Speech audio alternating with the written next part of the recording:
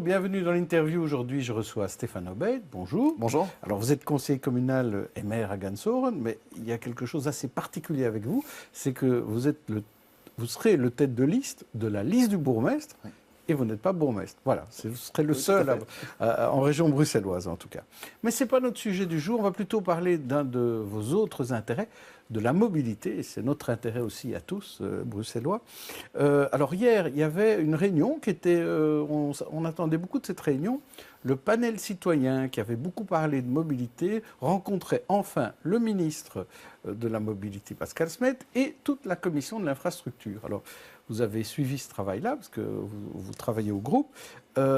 Comment s'est passée cette confrontation? Est-ce que les parlementaires et le ministre ont entendu les panélistes citoyens? Je ne dirais pas que c'était véritablement une confrontation, je dirais plutôt que c'était un exposé magistral du ministre sur un certain nombre de recommandations qui ont été formulées par le panel citoyen. Et donc le ministre a exposé sa vision générale de la mobilité, prenant la précaution au passage de ne pas donner effectivement des points d'intention particuliers sur des mesures particulières. Et je dirais que c'est plutôt un discours politique général sur la mobilité qui a été donné hier soir au panel citoyen, avec quelques échanges, vraiment très peu, avec le panel qui était présent. Est-ce que ce panel a finalement servi à quelque chose? Est-ce qu'il y a des idées des citoyens qui percolent chez les politiques? Mais moi, ce que je pense véritablement dans la concertation sur le sujet de la mobilité, on en a vu défiler depuis janvier 2017 une série de concertations. Première concertation avec le PRDD, Plan Régional de Développement Durable. Il y avait un volet mobilité qui a été soumis à enquête publique. Les communes ont réalisé des concertations avec les citoyens. Bon, ok, très bien. Février, le mois d'après, Pascal Smet, ministre de la Mobilité, lance son nouveau plan Good Move, plan régional de la mobilité. Et même chose, il y a un processus participatif avec des citoyens. Puis, quelques semaines plus tard, Charles Piquet annonce qu'il lance Make Your Brussels Mobility. Et il a envie, effectivement, d'avoir un panel citoyen. Donc, il y a une accumulation, il y a une sorte de triptyque de concertation. Moi, je me suis posé à un moment donné la question si le ministre-président, le président du Parlement et le ministre Smet s'étaient concertés sur cette concertation. C'est plutôt bien, l'important, c'est de participer, disait le Coubertin. Donc, il faut que les idées sortent et qu'on puisse en faire quelque chose. Est-ce que quelque chose en est sorti? Non, pas vraiment. On revient sur ce que le plan IRIS 2 datant de 2010 disait déjà, l'équilibrage de l'espace public, une carte de mobilité intégrée avec toute l'offre de transport dans un seul outil de déplacement. Donc ça, là-dessus, tout le monde est d'accord. Mais tout le monde est d'accord, bien sûr, mais c'est la manière avec laquelle on va mettre en œuvre ces grandes recommandations, les outils, les acteurs à mobiliser. Ça n'a pas été défini et on le regrette au MR. Oui. Et la fiscalité automobile, par exemple, ça c'est un point, on se demande, est-ce qu'il faut une vignette, pas de vignette, comment ça marche? Là, là, non, rien. Ils ne sont pas d'accord entre panélistes. C'est assez représentatif des désaccords aussi entre députés. Et donc, il va falloir, à un moment donné, trancher cette question-là. Moi, je pense que ça peut donner une indication. Les citoyens sont consultés. Ils donnent un cadre général à la discussion. Et maintenant, c'est aux politiques de décider, pour autant qu'ils décident, bien sûr. Alors, parlons d'une autre expérience, ce qu'on appelle la car sharing expérience. La région a organisé hier, elle a lancé une grosse opération de promotion du car sharing, donc les voitures partagées. Je vais vous demander votre réaction. Je vous propose 3 types de réactions, à vous de choisir. La première, ce car sharing, c'est merveilleuse solution pour tous. La deuxième, c'est excellent pour les bobos. Ou la troisième, cela ne remplace pas le métro. Alors, quelle est la bonne réaction d'après vous? Moi, je dirais la première réaction. Je suis un utilisateur, première option, je suis un utilisateur friand des voitures partagées, pour autant qu'elles soient en libre service. Donc, on puisse se balader d'un point A à un point B librement et déposer sa voiture partagée où on le souhaite. Donc, effectivement, je pense que c'est une bonne solution de mobilité. Est-ce que c'est la réponse à tout? Certainement pas. Je crois que c'est le chaînon manquant ou un des chaînons manquants à mettre en place dans une politique de mobilité qui se veut intelligente, avec un réseau de transport public efficace. Oui, effectivement. Alors ce sont des sociétés privées qui organisent ce partage. Et donc on constate que ces voitures, notamment celles qui vont d'un endroit à un autre, il n'y en a pas partout à Bruxelles. Non. À Gansoren, vous en avez beaucoup? Non, malheureusement, je m'étais insurgé, ou en tout cas j'avais appelé une des entreprises à s'installer dans le nord-ouest de Bruxelles, parce qu'effectivement, en termes de véhicules partagés, ça a du sens d'avoir ces véhicules-là dans des endroits très peu desservis en transport public. Et aujourd'hui, je dois constater que le Nord-Ouest est oublié par ces entreprises-là. Et donc, je les invite vraiment à s'installer parce qu'il y aura des utilisateurs. Et je pense qu'il y a une politique aussi, qu'elle soit communale ou régionale, pour inciter ces acteurs.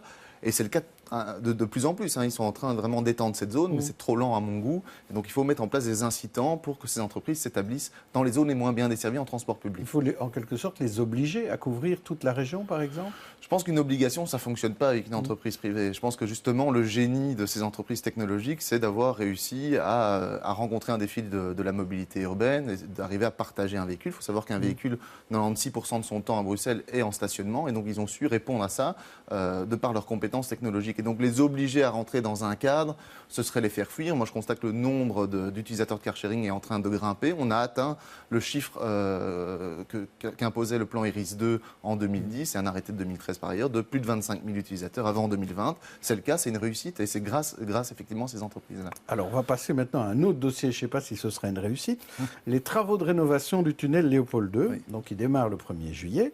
Et alors, ce matin, le Standard faisait sa une là-dessus, les nafteurs en tout cas s'inquiètent, c'est ce que montre la une du Standard.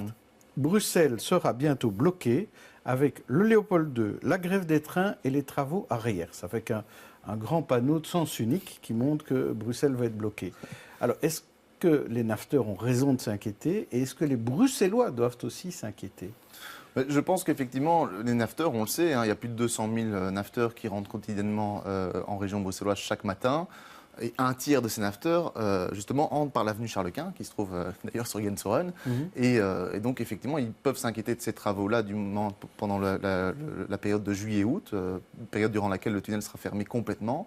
Donc, je pense qu'effectivement, il y aura une augmentation de la congestion inévitable durant les vacances d'été. Donc, oui, l'inquiétude. Et puis, moi, je suis inquiet pour les habitants de Gensoren et même les habitants du Nord-Ouest de manière générale. Je l'ai dit, une congestion qui va augmenter dans certains quartiers résidentiels. Et effectivement, tous les effets néfastes liés à cette congestion qu'on connaît déjà aujourd'hui mais qui vont s'amplifier, par exemple sur la qualité de l'air. Est-ce qu'on a des éléments chiffrés qui permettent de dire ce qui risque d'arriver avec cette fermeture? Il y a une étude commanditée par le gouvernement bruxellois qui date de 2016. Donc il y avait un député socialiste qui s'était répandu dans la presse en disant voilà, il faudrait fermer définitivement le tunnel Léopold II. Et je pense que le gouvernement a étudié cette option-là. Et le bureau d'études a établi que si on fermait définitivement le tunnel sans alternative, on verrait une augmentation de la congestion de 5 000 heures, plus 7% généralisé de congestion dans le nord de Bruxelles. Et un coût économique et social de 100 millions d'euros par an. Et donc cette option n'a pas été retenue. Alors on avait parlé aussi d'organiser des plans communaux de mobilité. Pascal Smet devait proposer ça aux différentes communes. Qu'en est-il à Gansoren? Vous en avez un? Aujourd'hui, on n'a toujours pas de nouvelles. Le chantier va démarrer véritablement le 1er juillet.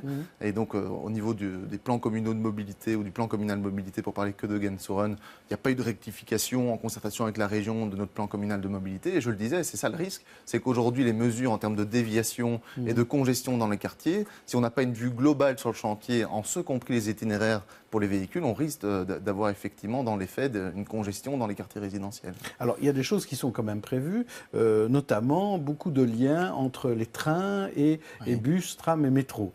Ça, c'est quand même positif. Ça. Et c'est une bonne chose. Moi, je n'ai pas envie de jeter le bébé avec l'eau du bain. Je pense que Pascal Smet a su concerter la SNCB. Il y a eu aussi une réponse très positive du ministre Belot en la matière, en augmentant l'offre S4, S10 notamment, pour permettre aux nafteurs d'arriver avec un autre moyen de transport. C'est quoi S4, S10? C'est les deux trains en jargon. Oui, effectivement, c'est deux lignes qui s'arrêtent notamment à la gare de Berkem, Jet, qui vont jusqu'au quartier européen et au quartier universitaire. Et c'est deux lignes SNCB. Donc ça, c'est plutôt positif. Et alors, les 1000 places de parking au parking C du Hezel, ça, c'est une bonne idée aussi pour les nafteurs? Je pense que, effectivement, il fallait créer un parking de transit. Je regrette que la Flandre, par exemple, n'ait pas proposé. Il y avait un karting qui se trouve à Dilbeek et qui aurait permis effectivement un report modal plus facile sur cet axe-là d'entrée. Là, on reporte au niveau du parking C. Pour autant, qui est en Flandre aussi. Qui est en Flandre, oui, ça on sait maintenant, oui. Effectivement. Oui. Et donc, il faut pouvoir organiser le fait au parking, l'information aux nafteurs, et puis deux, qu'au parking du Hezel, il y ait une possibilité pour rejoindre la première station de métro, Roi-Baudouin, et donc d'arriver à cette station de métro. Aujourd'hui, sur la connexion véritable entre le parking et la première station de métro, on n'a pas d'information. Alors, il y a d'autres choses aussi. On prévoit le Charles-Quint avec une bande et une bande de bus. Oui. Ça, bonne idée, mauvaise idée? Je pense qu'effectivement, il faut favoriser l'utilisation du transport public durant cette phase lourde de chantier. Ce ne sera pas un chantier facile.